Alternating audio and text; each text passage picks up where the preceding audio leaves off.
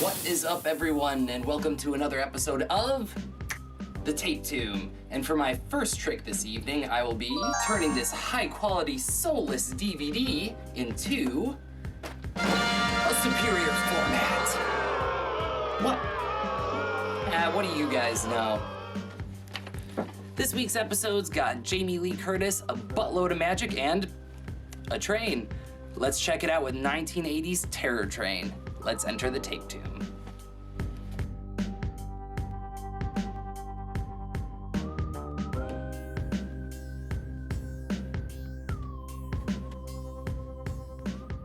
What is up, everyone, and welcome to the new year. And since it's a new year, it's a new nightmare fuel, and we have tons of resolutions that we're prepared to make and break, all for you. But we're starting off this week on the right track, if you would, with 1980s Terror Train. Now, Terror Train takes everything that you love about your typical 70s and 80s slasher movie and puts them on a train. Woo! But all in all, this is one of the few New Year's horror movies with some names that you will definitely recognize and a majority of them that you won't. First off, our director is not one of those recognizable names, Mr. Roger Spottiswoode, who has tons of credible titles under his belt like The Sixth Day. And the writers have done a handful of things, but they're really not worth mentioning on this show because it's not horror related. But I digress. Anyway, I guess I'm a liar because the only two names that you will recognize in this movie are Jamie Lee Curtis and David Copperfield. Jamie is doing what she does best, and that's being at the wrong place at the wrong time with a killer on the loose in her busiest year, 1980. In this year, The Fog, Prom Night, and Terror Train all came out, and it seems like wherever Jamie goes, she's just not allowed to live her best life. In between Michael Myers, ghost pirates, and revenge-seeking childhood friends gone crazy, she figured a nice college party for New Year's on a rustic old train is just the thing she needs. Wrong again, Jamie, and now you're smack dab right in the middle of a clusterfuck of wasted college teens, a killer cart and costume hopping, and this guy's clearly repressed homosexual feelings towards your boyfriend. Could be worse, at least you got old magic fingers distracting you with some cool tricks to distract you from your friends from dying. So what's this movie about? Come on, ride the train and find out. Roll the film. Terror Train starts off a few years before our movie's main setting at an annual frat party at the Sigma Phi house. Amongst most popular frat traditions like being drunk and obnoxious to celebrate any minute thing, it's time to pick on the pledges. So how do we prank our new brothers so they feel welcome and safe to ensure that they stay with the frat? Trick them into thinking that they're gonna have sex with Jamie Lee but put a dead body in the bed instead. You know, usual frat boy antics. Needless to say that this doesn't go over well, and this dude freaks out and gets himself tangled up in these frilly bed overhangs. You would think that this is just gonna lead to him hanging himself, but no, it was just dumb, and he winds up in a mental asylum. Enough about the guy with clearly no sense of humor. Let's get to that train. It's New Year's Eve and the Sigma Phi boys have an excellent costume party planned out in the local train to celebrate their graduation. They have booze, party favors, and a super egotistical magician played by none other than Mr. David Copperfield. I'm not ready.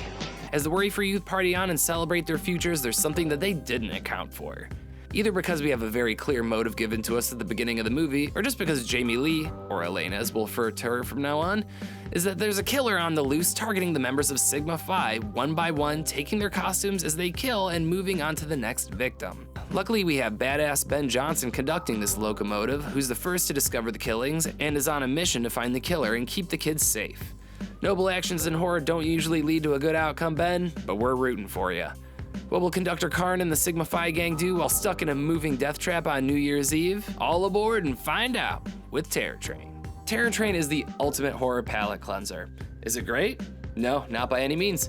Is it bad? I mean, yeah, but that's kind of why it's good. I think it lands smack dab right in the middle of the genre, and it's a great movie to put on when I don't know what to put on. Terror Train's one major downfall, I'd say, is that it kind of gives away the killer right at the beginning of the movie, just kind of leaving us to sit and wait for the big reveal that we already know is happening. I don't know why they thought this was a good idea to put in the movie, but they were probably taking notes from Paul Lynch, who was also in Canada at the time shooting his movie Prom Night with Jamie Lee, who did the same exact thing. Terror Train is a classic, and whether it's a clone of a dozen other slasher movies or something just kind of mild and unique, who really cares? It's just kind of one of those fun what-if scenarios, and I have spent way more time on worse movies, so I guess what I'm trying to say is, enjoy the ride. And that's why Terror Train's a perfect fit for us here at the Tape Tomb. Here's some facts about Terror Train. The idea for Terror Train came from the director Daniel Grodnik just waking up in the middle of the night after watching Halloween and Silver Streak all in one weekend and going, "Oh my God, what if we put Halloween on a train?" And his wife had the same reaction about everyone had and was like, "That's a terrible idea. Why would you do that?" So he wrote down the title, Terrible Train. In the morning, he woke up, wrote out a 20-page idea, changed it to Terror Train, made a phone call, and it was on its way to being made. David Copperfield once said about this movie that film is a magnifying glass for magic, so I had to be very careful. What you see on screen is exactly what the extras saw during shooting, meaning that he actually performed all of his magic tricks on set. And that's really cool, but honestly, who cares? The audience at home is none the wiser. You could have used movie magic and just saved yourself the work. This movie is included in movie critic Roger Ebert's most hated list.